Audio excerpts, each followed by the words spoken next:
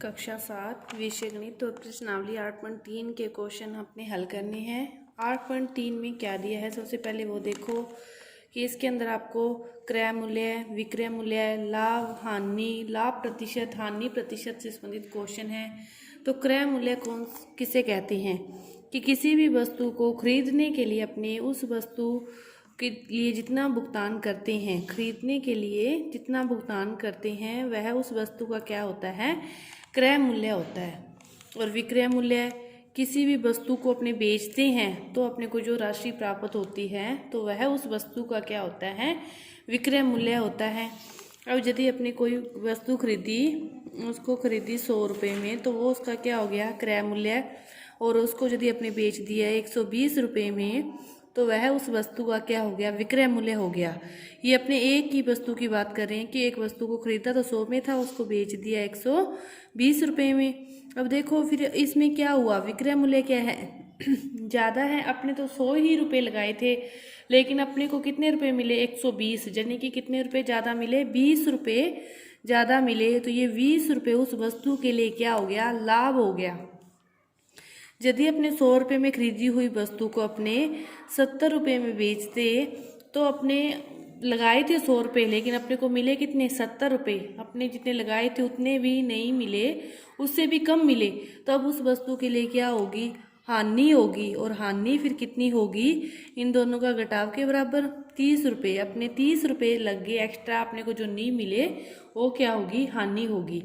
कि क्रय मूल्य यदि ज़्यादा है और विक्रय मूल्य कम है तो उस वस्तु पर क्या होती है, हानि होती है। और यदि विक्रय मूल्य ज़्यादा है और क्रय मूल्य कम है तो उस वस्तु के पर क्या होती है, लाभ होता है। अब देखो, लाभ प्रतिशत निकालना हो चाहे हानि प्रतिशत, इस प्रश्नावली में अपने क्वेश्चन हल करेंगे तो लाभ प्रतिशत और हानि प्रतिशत निकालना होता है। लाभ प्रतिशत निकालना है तो लाभ होगा तब कौन सा मूल्य ज़्यादा होगा, विक्रय मूल्य। तो विक्रय मूल्य में से क्रय मूल्य को घटाएंगे और उसमें भाग किसका देंगे, भाग हमेशा दोनों में ही किसका देंगे, क्रय मूल्य का। कि विक्रय मूल्य माइनस क्रय मूल्य बटा में क्रय मूल्य। और हानि होती है तब कौन सा मूल्य ज़्यादा होता है, क्रय मूल्य।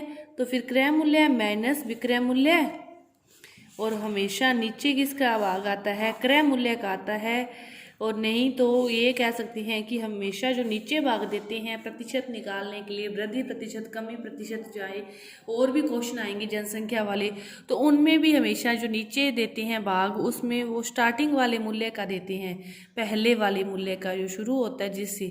अब वस्तु को खरीदेंगे फिर ही बेचेंगे, तो क्रय मूल्य कौन सा मूल्य होता है, किसी वस्तु का स्टार्टिंग मूल्य होता है। तो नीचे हमेशा किसका भाग देंगे, स्टार्टिंग मूल्य का।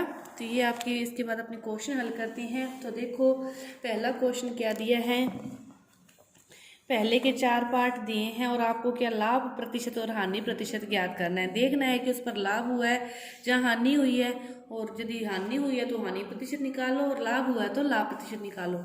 तो पहला क्वेश्चन देखो कि बगीचे में काम आने वाली कैंची 250 रुपये में खरीदी गई, यानी कि क्रय मूल्य है 250 रुपये, उस कैंची का क्या है, क्रय मूल्य। और उसे बेची कितने में, 325 रुपये में। क्रय मूल्य है 250 और उसे बेची कितने में, 325 में। तो ये कौन सा मूल्य हो गया, विक्रय मूल्य है। तो अब इस पर क्या हुआ, क्रय मूल्य ज़्यादा है या विक्रय मूल्य है, तो विक्रय मूल्य ज़्यादा है, तो इस पर क्या हुआ, लाभ हुआ। अब लाभ हुआ तो वो कितने रुपए हुआ, दोनों का क्या करेंगे, घटाव करेंगे। तो 325 में से अब क्या करो, 250 को आप घटा दोगे तो कितने रुपए आए, 75 रुपये। 75 रुपये उस पर क्या हो गया, लाभ हो गया। अब लाभ प्रतिशत निकालना है। लाभ प्रतिशत निकालने के लिए 75 बटा में क्रय मूल्य कितना है, 250 गुना में 100, 1 0 से 1 0 कट गई, 25 का भाग देंगे तो 25 दिए 75, और 3 को 10 से गुना करोगे तो 30%। उसको लाभ कितना हो गया, 30%। अब इसका दूसरा क्वेश्चन देखो क्या दिया है कि एक रेफ्रिजरेटर 12,000 रुपये में खरीदा और उसे कितने में बेचा, 13,500 में बेचा। तो खरीदा 12,000 लगाए उसे और मिले उसे 13,500, यानी कि कितने रुपए ज़्यादा मिले, 1,500 रुपये ज़्यादा मिले। तो पहले क्वेश्चन की तरह इसमें भी क्या हुआ, लाभ ही हुआ, और पहले के सेम ही क्वेश्चन है तो इसे आप क्या करोगे, समय हल करोगे। एक अलमारी इतने में खरीदी और इतने में बेची, तो इसमें भी लाभ हुआ है। तो आप इसको, इन क्वेश्चनों को, बाकी के क्वेश्चनों को आप क्या करोगे, खुद हल करोगे। इसके बाद देखो दूसरा क्वेश्चन कि दिए गए प्रत्येक अनुपात के दोनों पदों को प्रतिशत में बदलिए। जैसे प्रतिशत में अनुपात को कैसे बदलते हैं, जैसे पहला क्वेश्चन दे रखा है 3:1। दूसरे का जो पहला क्वेश्चन है वो आपको क्या दे रखा है, 3:1। प्रतिशत में बदलने के लिए दोनों को अलग अलग बदलना है। तो पहले जैसे अपने 3 को कर रहे हैं, तो ऊपर तो 3 जिसका निकालना है, नीचे दोनों का योग, 3 और 1 कितना हो गया 4, और गुना में प्रतिशत में बदलने के लिए हमेशा गुना 100। 4 का भाग देंगे 25 और 25 दिया है 75%। अब 1 को बदलना है तो 1 और बटा में दोनों का योग ही आएगा और गुना में 100, 25, तो ये कितना प्रतिशत हो गया 25%। ये दूसरे का पहला क्वेश्चन है। तो दूसरे का दूसरा क्वेश्चन देखो क्या दिया है, 2:3:5। अब इसमें 2 को प्रतिशत में बदलना है जैसे, तो 2 बटा में 5 और 3 7 और 2 9 और गुना 100, 200 बटा में 9, इसको आगे भाग दे सकते हो। दूसरा 3 बटा में 9 गुना 100, बस ऊपर वाली चेंज होगी, योग तो हमेशा सेम ही रहेगा। तो 3 9 100 बटा में 3%। 5 बटा में 9 गुना 100 बराबर 500 बटा में 9%। आगे भाग दे के पॉइंटों में भी इसके उत्तर आ सकते हैं। तो इसके भी जो 2 क्वेश्चन हैं 1:4 और 1:2:5 इसमें हल करोगे। तो तीसरा क्वेश्चन देखो क्या दिया है कि एक नगर की जनसंख्या 25,000 से बढ़कर 24,500 रह गई। 25,000 से घटकर 24,500 रह गई, तो घटने का प्रतिशत ज्ञात करना है। पहले तो कितनी थी 25,000। तीसरा जो क्वेश्चन है उसकी नगर की किसी की जनसंख्या पहले तो थी 25,000 और बाद में वो कितनी रहेगी 24,500। तो पहले तो दोनों का घटाव करोगे, कितना उसमें कमी है 500, कि 500 वो घट गई जनसंख्या उसकी, और घटने का प्रतिशत ज्ञात करना है। तो जो दोनों का अंतर है वो तो ऊपर आएगा ही, नीचे हमेशा कौन सा आता है प्रारंभिक मूल्य या प्रारंभिक जनसंख्या। तो प्रारंभिक पहले कौन सी थी 25,000, तो 25,000 गुना में 100, 2 जीरो से 2 जीरो कट गई, 1 से 1, 5 से भाग देंगे 10, 5 5 है 25, फिर 5 का भाग दोगे तो 2%। जो घटने का प्रतिशत है वो कितना है 2%। चौथा क्वेश्चन देखो क्या दिया है कि अरुण ने एक कार 3,50,000 में खरीदी। अगले वर्ष उसका मूल्य बढ़कर कितना हो गया 3,70,000। तो कार के मूल्य की प्रतिशत वृद्धि ज्ञात करनी है। तो तीसरे क्वेश्चन में तो क्या थी कमी थी, इसमें वृद्धि है। क्वेश्चन सेम ही है। देखो 3,50,000 पहला मूल्य है, 3,50,000 तो मूल्य है वो प्रारंभिक है, और बाद में कितना हो गया 3,70,000। तो दोनों का घटाव करोगे तो वो तो आ गया 20,000। प्रतिशत निकालने के लिए नीचे हमेशा कौन सा मूल्य आता है प्रारंभिक मूल्य। तो प्रारंभिक मूल्य 4 जीरो से 4 जीरो कट गई। अब क्या है 200 बटा में 35, 5 से भाग दोगे तो 5 चौक है 20 और 5 7 है 35, 7 का भाग इसमें दे सकते हो, अब पॉइंटों में उत्तर आ जाएगा, नहीं तो ये प्रतिशत भी आपका उत्तर है। इसके बाद देखो 5वां क्वेश्चन कि मैंने एक टीवी 10,000 में खरीदकर 20% लाभ पर बेच दिया, तो मुझे बेचने पर कितना धन प्राप्त हुआ। एक टीवी है 10,000 में तो खरीदा और उसे क्या किया 20% लाभ पर बेच दिया। इस क्वेश्चन को आप 5वां क्वेश्चन है कि उसका जो क्रय मूल्य है वो कितना है 10,000 और उसे कितने पर बेच दिया 20% लाभ पर बेच दिया।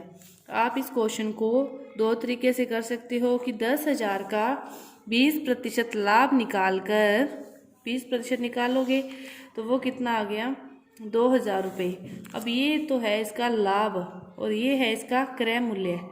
तो इसने आपसे क्या पूछा है उसे कितना धन प्राप्त हुआ बेचने पर, उसका विक्रय मूल्य ज्ञात करना है। तो जो विक्रय मूल्य होता है वो क्या हो गया क्रय मूल्य प्लस लाभ।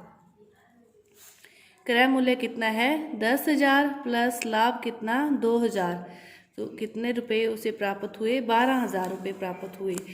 दूसरा तरीका है कि 10,000 का आप 20% लाभ है, टोटल जो उसका 100% और 20 लाभ होने पर उसमें क्या करते हैं, जोड़ते हैं, और हानि होने पर 100 में से घटाते हैं। तो 100 में 20 को जोड़ा तो 120% इसका निकालेंगे तो वो आपके पास आ जाएगा 12,000 रुपये।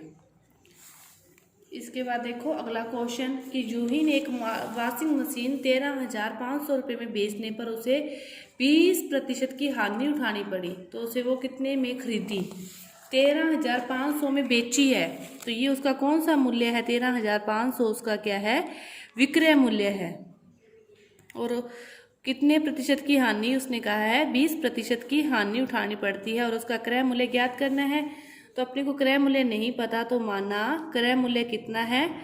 x, और हानि हुई है, हानि को 100 में से घटाएंगे तो 100 में से 20 को घटाएंगे तो कितना? 80%, और x का जो 80% है वो किसके बराबर है? विक्रय मूल्य के।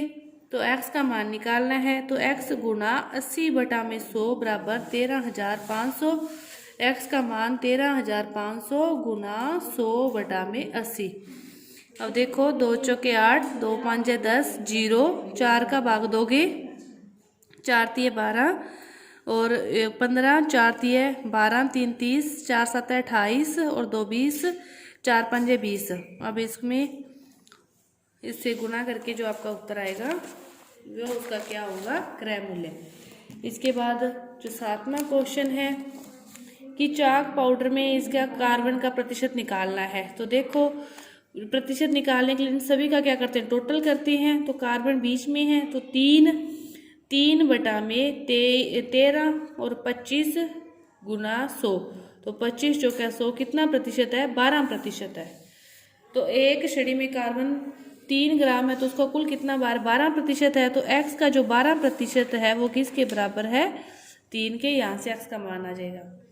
8वां क्वेश्चन देखो कि उसे किसी अमीना ने जो एक पुस्तक है वो 275 रुपये में खरीद कर उसे क्या किया? 15% हानि पर बेच दी।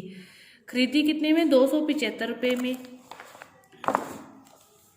8वां जो क्वेश्चन है आपका कि 275 रुपये में खरीदी और 15% हानि में बेच दी। इसको भी आप वही 2 तरीकों से कर सकते हो कि 275 का 15% निकालोगे, जो उत्तर आएगा उसको फिर 275 में से घटाव करके वो आपका विक्रय मूल्य होगा। नहीं तो 275 हानि हुई है तो 100 में से 15 को घटाएंगे तो कितनी आ गई? 85/100। तो इसका जो 85/100 ये प्रतिशत है, जैसे 5 का भाग दे दो, 5 दूनी 10, 5 5 25, 5 5 25, फिर 5 चौके 20, 11 5 55, 5 11 8 88 और 5 88 और 5 जो को जोड़ोगे तो वो कितना? 93, और इसमें 4 का भाग दे दोगे तो ये आपका क्या आ गया? उसका विक्रय मूल्य। इसके बाद 9वां जो क्वेश्चन है कि 3 वर्ष में कितना मिश्रधन दिया होगा? मूलधन दे रखा है, दर दे रखी है, समय। जो अपनी 8.2 प्रश्नावली की थी उसके सारे ही क्वेश्चन अपने यही किए थे, तो ये आप क्वेश्चन स्वयं हल करोगे।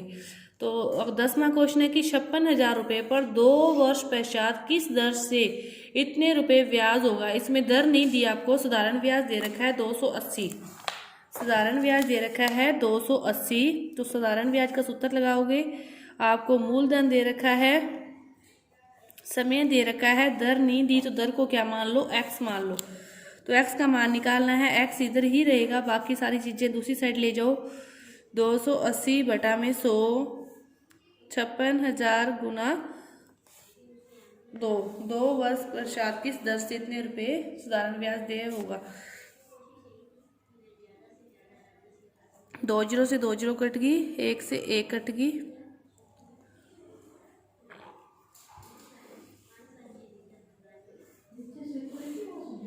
यहाँ से x का मान ज्ञात हो जाएगा। इसके बाद 9वां क्वेश्चन देखो कि मीना ने 9% वार्षिक दर से 1 वर्ष पश्चात 45 रुपये में दे दिए। उसने कितना धन उधार लिया? कि 9% दर से 1 वर्ष पश्चात उसने जो ब्याज दे दिया, लेकिन अपने को कितना धन उधार लिया था? मतलब कौन सा धन, मूलधन, मूलधन x है, प्रतिशत 9 समय 1 बटा में 100 बराबर 45। तो x का मान निकालना है, 45 गुना 100 बटा में 9, 9 5 है 45, 5 को 100 से गुना करोगे तो कितने रुपए उधार लिए थे उसने, 500 रुपये उसने उधार लिए थे। यहाँ से उसका क्या आ गया, मूलधन आ गया। तो ये आपकी प्रश्नावली पूरी हुई। धन्यवाद।